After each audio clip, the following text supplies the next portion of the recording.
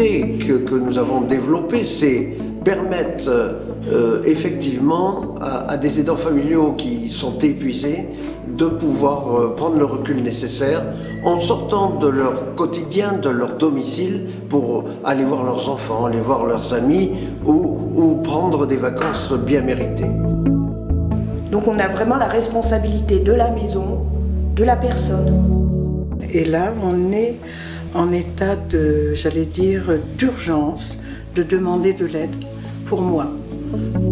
Et le bonheur aussi, c'est de se rendre compte que cette personne qui part nous confie leur malade, nous confie leur vie. Ma femme Charlotte est atteinte de la maladie d'Alzheimer depuis 14 ans. Et donc, c'est ce qui me procure ce fameux statut d'aidant familial, qui n'est pas une décoration, mais qui est une vraie croix à porter tous les jours.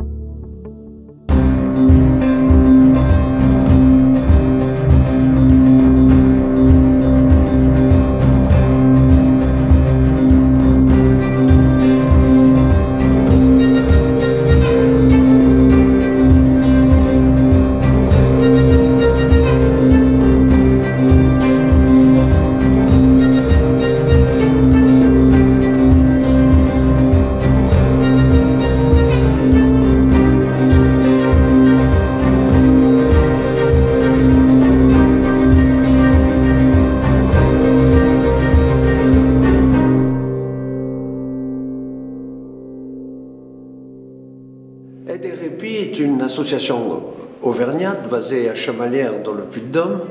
C'est une association d'aidants familiaux. Les aidants familiaux, par définition, ce sont ceux qui sont à côté d'un malade et nous sommes 24 heures sur 24 auprès de malades atteints de maladies neurologiques, Alzheimer, maladies apparentées, voire Parkinson.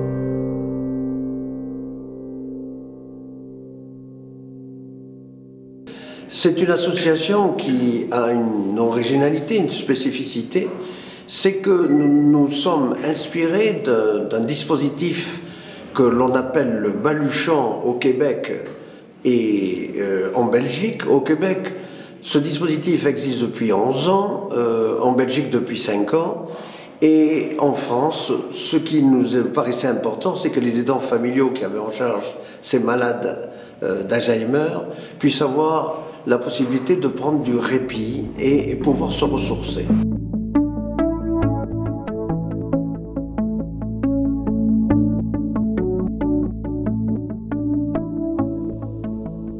Eh bien, je suis partie. Je ne reste pas à domicile. Je suis partie, je suis allée dans ma famille. Je suis allée ramener une amie qui était venue. Enfin, je veux dire, je m'en vais de la maison. Je laisse les clés, je laisse les instructions, grandes instructions, par écrit, pour me sécuriser aussi, pour être tranquille, en me disant je laisse mon mari dans de bonnes mains. Voilà.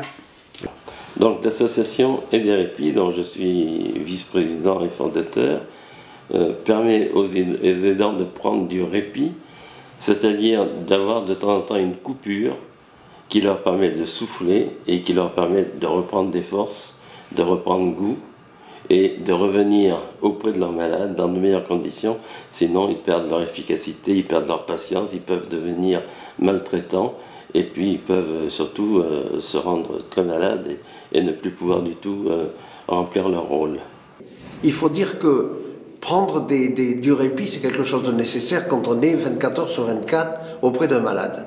Or, ce qu'on avait observé, c'est que nous ne pouvions pas copier du tout en totalité nos amis belges et québécois pour une raison simple, c'est que c'était une seule personne, une seule baluchonneuse qui effectuait toute la mission au domicile du malade 24 heures sur 24. Or, chacun sait qu'en France, il y a une législation qui dit très clairement que personne ne peut travailler plus de 11 heures consécutivement. Et au cours de ce colloque de 2008, particulièrement, moi qui étais directeur régional de l'ANPE pour l'Auvergne, j'ai dit que si on voulait mettre en place le dispositif, ce n'est pas une personne qui devait prendre en charge le malade, mais 3 qui se relient toutes les 8 heures.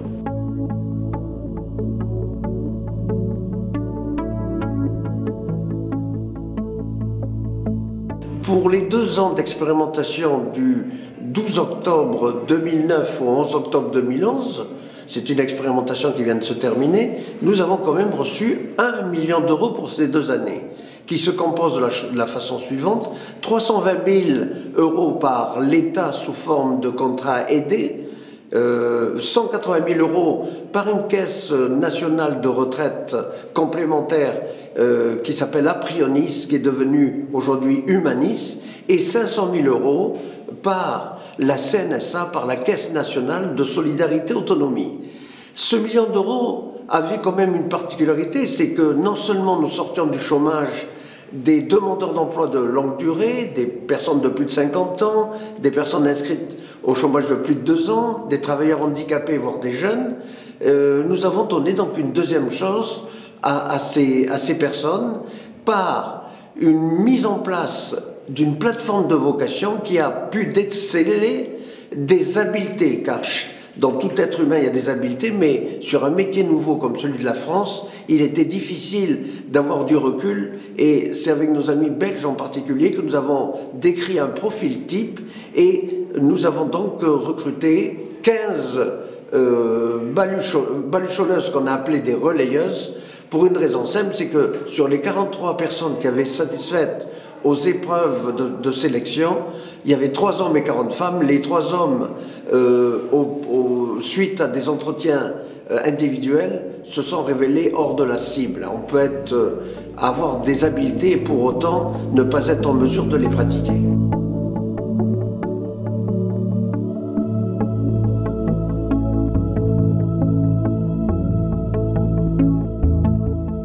La première semaine, les 5 premiers jours, nous avons fait appel, dans le cadre de la formation initiale, à des neurologues, des psychologues, des gériatres, des psychiatres, qui ont donné, d'une certaine manière, l'idée des maladies neurologiques, telles que Alzheimer, maladies apparentées, corps de Lévy, PIC, et tout ce qui relève de Parkinson.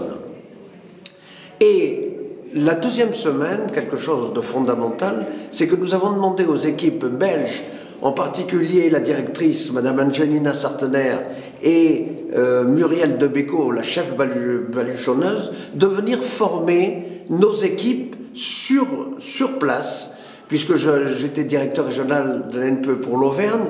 Mes amis du ministère du Travail, de la FPA, la formation professionnelle pour adultes, nous ont prêté un appartement thérapeutique avec une chambre, une salle de bain, de salon, salle à manger, etc. Et pratiquement, on les a formés sur le tas avec des spécialistes. Et 2 jours ont été consacrés également à des sujets globaux comme la maltraitance. Donc dans le premier mois, donc à partir du 12 octobre 2009, pendant 1 mois, ces personnes étaient en période d'essai, donc 12 jours de formation initiale, et nous avons voulu, puisque chacun devait déterminer au bout d'1 mois de savoir si on continuait l'aventure ensemble ou pas, nous les avons mis en situation auprès de familles dans le cadre de missions telles que le relais. Ils nous ont appris des stratégies, vraiment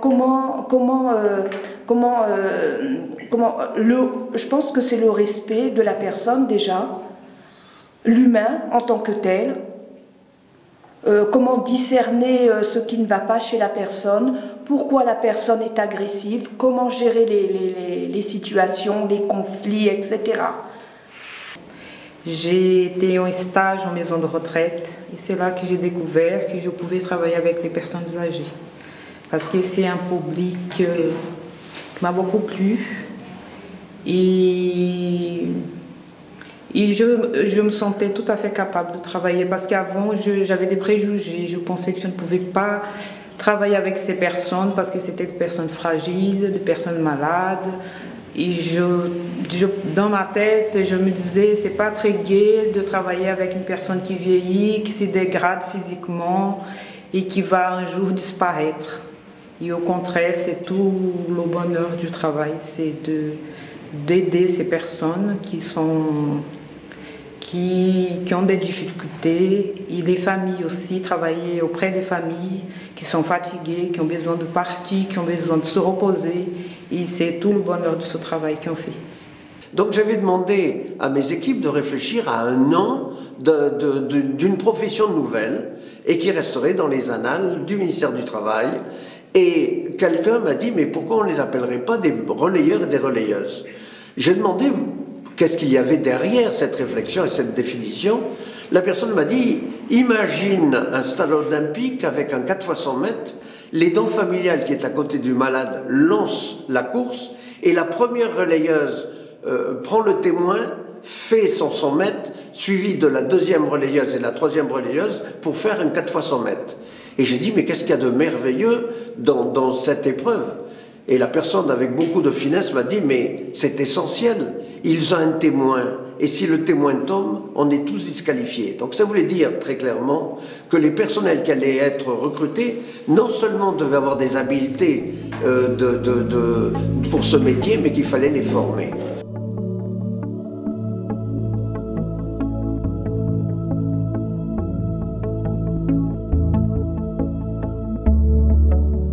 On a servi en 2010 une soixantaine de familles et qu'est-ce qu'il y a de spectaculaire de ce qu'on a mis en place? C'est qu'aujourd'hui, une journée d'accompagnement à domicile par des professionnels, ça coûte 600 € la journée de 24 heures. Ce qui nous est arrivé, nous, c'est de dire que personne n'était en mesure de payer 600 € la journée de 24 heures. Donc, les crédits du million qu'on a reçus pour les 2 ans nous ont permis de réduire les coûts. Et aujourd'hui, une journée coûte 60 € au lieu de 600. Et nos amis des clubs services comme les Lions Club, les Rotary, sont optimistes, qui est un club de femmes, ont créé une caisse de solidarité à notre disposition pour réduire encore les coûts, puisque nous voulions que ce système puisse être entre les mains de toutes les situations pour les riches et les pauvres. Et aujourd'hui, une journée de 24 heures coûte 40 € la journée de 24 heures au lieu de 600 et 20 € la journée de 24 heures au lieu de 600 €. Eh bien, ce dispositif aujourd'hui est utilisé par des aidants familiaux qui ont une tâche difficile d'être 24 heures sur 24 auprès de leurs malades. Et vous imaginez la joie et le repos qui est consenti lorsque l'on peut permettre à quelqu'un de partir chez des amis, chez la famille, ou prendre le recul nécessaire. Quand au bout d'une semaine, la famille retrouve le malade dans des conditions optimales et que l'aidant familial est revenu, est frais, dispo et prêt à continuer ce combat, c'est quelque chose d'extraordinaire.